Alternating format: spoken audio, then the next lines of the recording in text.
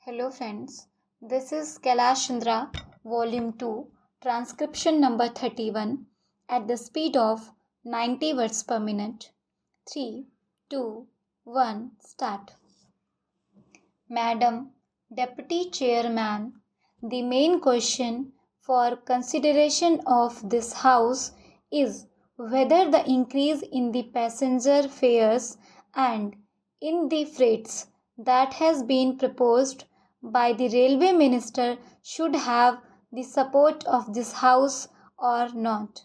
I have been listening with some interest to the speeches so far made, and they are all unanimous on one point, namely that there should be no increase, particularly so far as the second class passengers are concerned. What we have to decide at present is that those friends who have emphasized their opposition to this levy have also said that in view of our developing economy, in view of our developing industrialization, in view of the fact that there is a greater demand for passenger traffic as well as goods traffic, we have to develop our railway system. We have to see that we increase our lines. We have also to see that we double our lines. We have also to see that the production of the locomotives, wagons and coaches is increased with greater rapidity. Otherwise, we will not be able to meet the demand of the developing economy. It is also agreed that according to the recommendations of the Pay Commission, we all feel that our workers, our laborers are entitled to DA, which will be to the tune of rupees 12 crores. There are no two opinions about it. It is also demanded that so far as amenities to the workers are concerned regarding their privileges and concessions or the repairs to the stock are concerned. There is very urgent need that we should see that our workers do not strain themselves. An engine driver should not be asked to do work for more than 12 hours. Similarly, others in the railways should also have further concessions so far as leisure, rest and leave are concerned. It is also agreed, and it has been emphatically stressed on all hands, that the second class passengers are not getting amenities which they should get. The greater portion of the income comes from the second class passengers, and the position is that they are not getting their dues by way of rest and comfort which are necessary for them.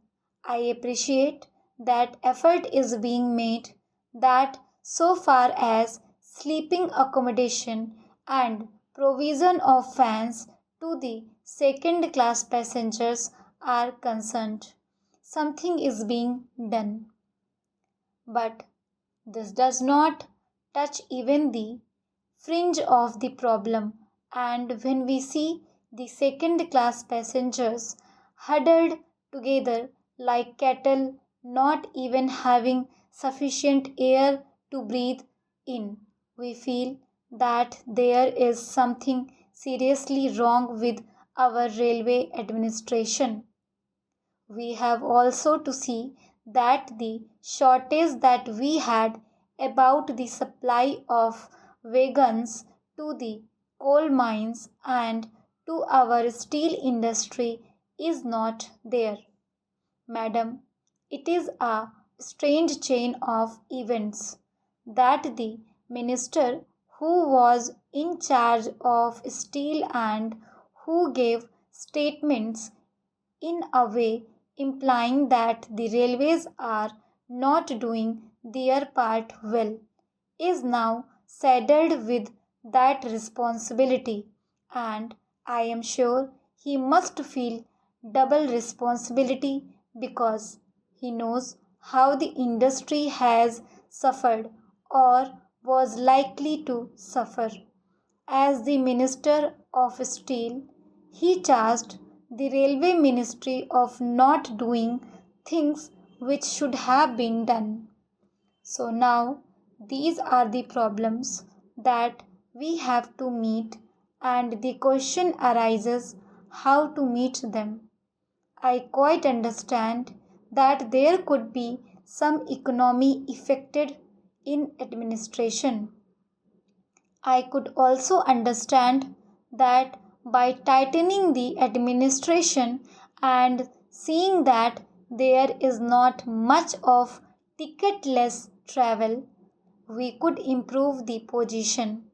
I could also understand that by taking effective measures regarding the new responsibility which Parliament has placed on the shoulders of the Railway Department, namely the liability of a common carrier for goods, for which they have provided rupees 2 crores. And by having all these things in my mind, there could be some reduction in expenditure.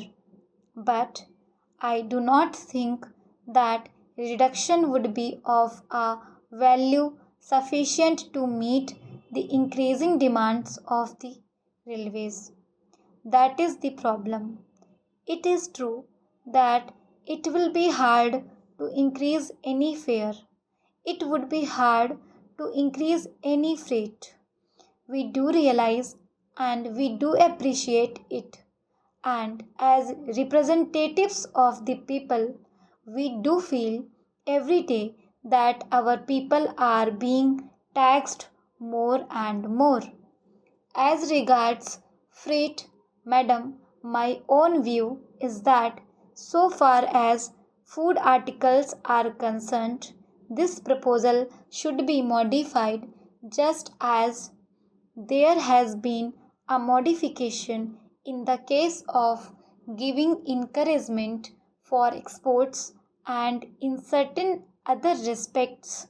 Similarly, I feel that so far as food articles are concerned, the proposal should be modified, and on the other things, these freights may continue as proposed.